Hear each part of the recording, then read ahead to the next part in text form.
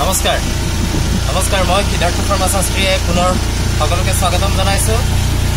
বৰ্তমান আমি উপস্থিত আছো কেৰালাত বৰ্তমান আমি এই মুহূৰ্তত আচলতে পোৱাৰ নদীৰ যি নৈসৰ্গিক যাত্ৰা সেই যাত্ৰা উপভোগ কৰিবলৈ আমি ইতিমধ্যে আমাৰ যি নাও এই নাৱত আমি উপবিষ্ট হৈছো আৰু সকলো সুন্দৰ এটা দৃশ্য, সুন্দৰ পৰিৱেশ, নৈসৰ্গিক পৰিৱেশ, বিভিন্ন ধৰণৰ ইয়াত দেখিবলৈ পাব বিভিন্ন ধৰণৰ জলচৰ প্ৰাণীৰ পৰা আৰম্ভ কৰি বিভিন্ন ধৰণৰ ইয়াত কাষৰীয়া অঞ্চলত দেখা পোৱা যাব বিভিন্ন ধৰণৰ ঘন জংঘলেৰে আচলতে আৱৰি আছে উপন্যাসোপম কাহিনী আচলতে। গতিকে অকণমান আমি সেই সেই দৃশ্যাৱলী আপোনালোকক দেখুৱাম। সন্মুখৰ এইয়া দৃশ্যাৱলী, ইয়াত মাত্ৰ এখন নাও এই স্থানৰ পৰা কেৱল মাত্ৰ এখন নাও যাব পাৰে। বিভিন্ন ধৰণৰ অৰণ্যৰ যি প্ৰাণী দেখিবলৈ পোৱা গৈছে।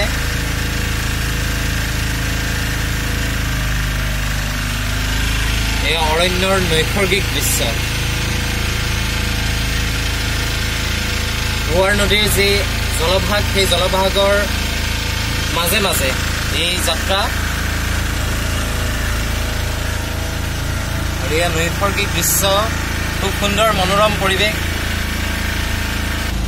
ইয়াত সেই নৈসৰ্গিক পৰিৱেশ, পোৱাৰ নদীৰ জলভাগৰ মাজে মাজে এই যাত্ৰা।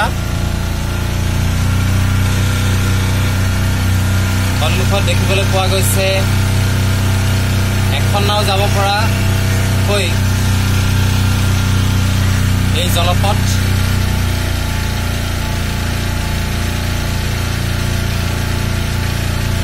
আৰু বিভিন্নজন ইয়াত আচলতে মাছমৰীয়া দেখিবলৈ পোৱা গৈছে। তেখেতসকলে তেওঁলোকৰ জীৱিকাৰ সন্ধানতো এই নদীৰ কাষত আচলতে তেওঁলোকে জীৱিকাৰ সন্ধান কৰিছে। আৰু দেখা পোৱা গৈছে ইয়াত বিভিন্ন ধৰণৰ নাৰিকল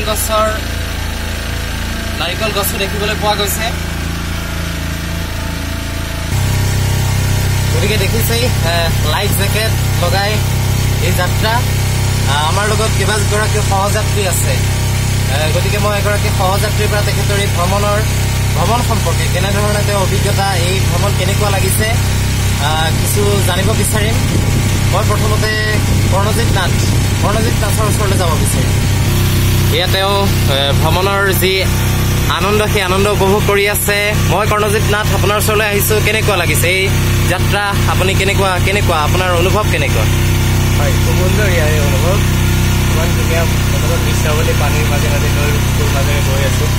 দুয়োকাষে ঘন অৰণ্য, যেন বৰ্ষাৰণ্য অনুভৱ পাইছোঁ ইয়াতে। এনেকুৱা লাগিছে নাজানো বৰ্ষাৰণ্য দেখা পোৱা নাই, কিন্তু বহুত ভাল লাগিছে ইয়াতে।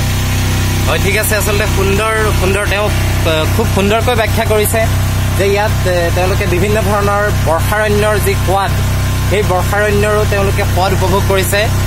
গতিকে এয়া দেখিবলৈ পাইছে, পুনৰ দেখুৱাইছোঁ আমি এই নাৱত যাত্ৰা কৰি আছোঁ আৰু কাষৰ দৃশ্যাৱলী, এয়া নৈসৰ্গিক দৃশ্য।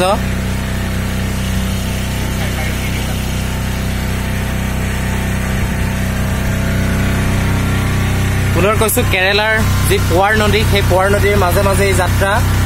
আৰু কিছু দূৰ যাবলৈ গ'লে আমি আচলতে আৰৱ সাগৰ আৰু এই পোৱাৰ নদীৰ যি সংগমস্থলৰ ওচৰত আমি সংগমস্থলৰ ওচৰলৈকে যাম। গতিকে আৰু আছে সহযাত্ৰী বৰ্ষাৰাণী দত্ত আছে। কেনেকুৱা বৰ্ষাৰাণী দত্ত, আপোনাৰ ওচৰলৈ আহিছোঁ, কেনেকুৱা অনুভৱ কেনেকুৱা?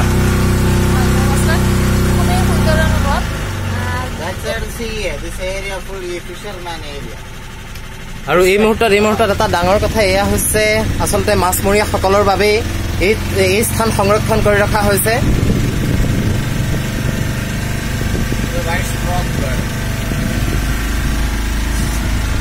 বিভিন্ন ধৰণৰ বন্য প্ৰাণী, বন্য চৰাই দেখিবলৈ পোৱা গৈছে। আমি পুনৰ যাম বৰ্ষাৰাণী দত্ত, আপোনাৰ ওচৰলৈ কেনেকুৱা অনুভৱ?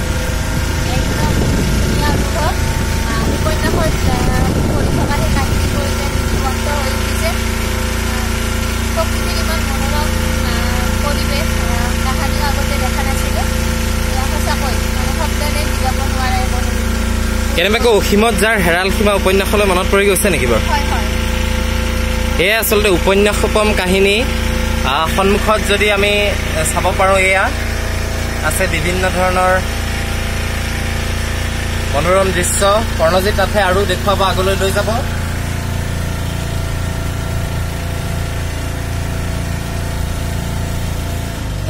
गोल्ड एंड सैंड बीच है। क्या क्या? वो वाला। अच्छा अच्छा अच्छा। तो बीच में 5 मिनट रुके हैं, वेरी नाइस बीच है। अच्छा अच्छा अच्छा। 3 नदियों का उधर समुद्र में मिलते हैं। अच्छा अच्छा। क्या क्या? Golden beach. पता है आगे। अच्छा गोल्डन बीच ना? Golden beach. Golden beach. हाँ, गोल्ड एंड सैंड। ये वाला प्लॉट है रेस्टोरेंट है भाई, आपका लंच खाने का लंच उधर मिलता है।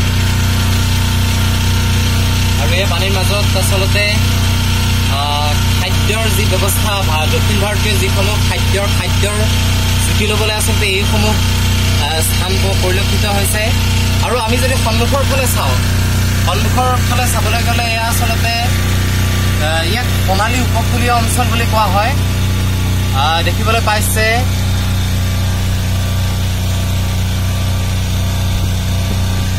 তিনিখন নদীৰ সংগমস্থল আচলতে। আৰু খন্তেক সময়ৰ পিছতে আমি সেই স্থানত উপনীত হ'মগৈ, সেই স্থান পামগৈ।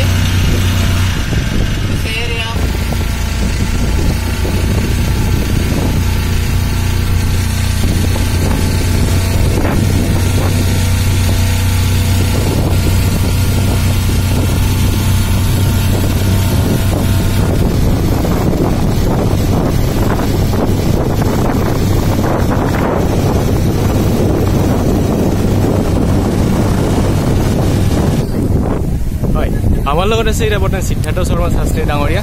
ইয়াৰ অনুভৱ আমি জানিবলৈ আগবাঢ়িছে এতিয়া। হয় ডাঙৰীয়া, আপোনাৰ অনুভৱ কওকচোন। খুব সুন্দৰ সুন্দৰ, ভাল লাগিছে আচলতে। কেৰেলালৈ আহিছোঁ, 2 দিনৰ কাৰণে ফুৰিবলৈ আহিছোঁ। খুব সুন্দৰ পৰিৱেশ, ভাল লাগিছে। যিহেতু আমাৰ এক বিশেষ কাৰ্যক্ৰম লৈ আহিছোঁ, আমি কন্যাকুমাৰী, চেন্নাই, কেৰেলা কন্যাকুমাৰী এনেদৰে আমি কাৰ্যক্ৰম লৈ আহিছিলোঁ। আৰু তাৰ সেই কাৰ্যক্ৰমৰ ঠিক প্ৰথম অৱস্থাতে আমি আচলতে এই যিসমূহ স্থান, এই স্থানসমূহ আমি দৰ্শন কৰিবলৈ আহিছোঁ। গতিকে এই স্থানসমূহৰ আচলতে বিশেষত্ব বুলি ক'বলৈ গ'লে, এই কাষত আচলতে নদী আছে, পোৱাৰ নদী আছে। আৰু পোৱাৰ নদীৰ মাজৰ এইটো যি দেখিবলৈ পোৱা গৈছে, এয়া হৈছে সোণালী দ্বীপ বুলিয়ে ক'ব পাৰি আচলতে, সোণালী উপকূলীয় অঞ্চল। আৰু তাৰ কাষতে এখন আৰৱ সাগৰ। মই যদি এই স্ক্ৰীণত দেখুৱাবলৈ পোৱা যায়, সাগৰৰ যিসমূহ ঢৌ এয়া পৰিলক্ষিত হৈছে এবাৰ। সাগৰৰ ঢৌ গতিকে আচলতে সাগৰ ঢৌ আহিছে, দেখিছে পানী একদম আমাৰ সন্মুখলৈ, একেবাৰে সন্মুখলৈ আহিছে।